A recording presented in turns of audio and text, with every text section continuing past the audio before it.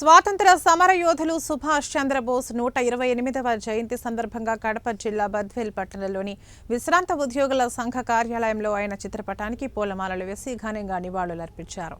స్వాతంత్ర్యం కోసం పోరాటం చేసిన మహాయోధుడు సుభాష్ చంద్రబోస్ అని ఆయనకు ఆజాద్ సింగ్ ఫౌజ్ అని పేరు కూడా ఉందని, అటువంటి మహనీయుల కృషి ఫలితమే మనము భారతదేశ స్వతంత్ర స్వేచ్ఛాయుతంతో జీవిస్తున్నామని అన్నారు. ఈ కార్యక్రమంలో పలువురు విశ్రాంత ఉద్యోగుల సంఘం సభ్యులు పాల్గొన్నారు.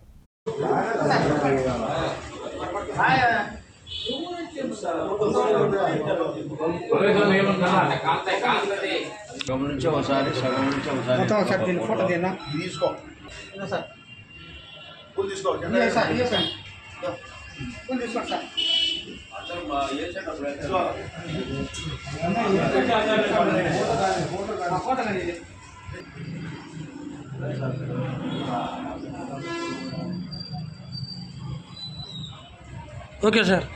భారతదేశానికి స్వాతంత్ర్య ఉద్యమంలో చురుగ్గా పాల్గొన్నటువంటి ఆజాద్ హింద్ ఫౌజ్ 128వ జయంతి సందర్భంగా మన బద్వేల్ పట్టణంలోని విశ్రాంతి ఉద్యోగుల సంఘ కార్యాలయంలో ఈ చిన్న సన్మాన కార్యక్రమం, ఈ జయంతి కార్యక్రమం ఏర్పాటు చేయడం జరిగింది.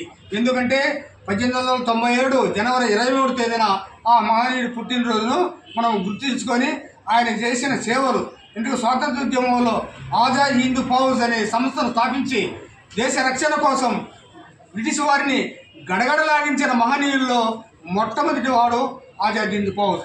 ఆయన నిజంగా మన దేశానికి అటువంటి మహనీయులు లేకపోతే స్వాతంత్రం వచ్చేది కాదు. ఎందుకంటే అహింసావాదాన్ని గాంధీమాతుడు స్థాపించే, ముఖ్యంగా తెల్లదొరలతో స్వేచ్ఛగా పోరాడి మేము కూడా మిలిటరీ తయారు చేశాము, మేము కూడా ఒక దేశ రక్షణ కోసం పాటుపడతామని చెప్పి స్వాతంత్ర ఉద్యమంలో చురుగ్గా పాల్గొనే వ్యక్తిని మనం ఈరోజు స్మరించుకోవడం చాలా సంతోషదాయకం.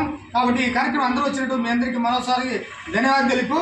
మన అధ్యక్షులు దేశ ప్రజలు గుర్తుంచుకోవాల్సిన ముఖ్యమైన వ్యక్తి సుభాష్ చంద్రబోస్. ఆయన పశ్చిమ బెంగాల్లో జన్మించి చిన్నతనం నుండి చదువులో చురుకుగా పాల్గొని లాస్ట్కు ఐఏఎస్ చదివినాడు.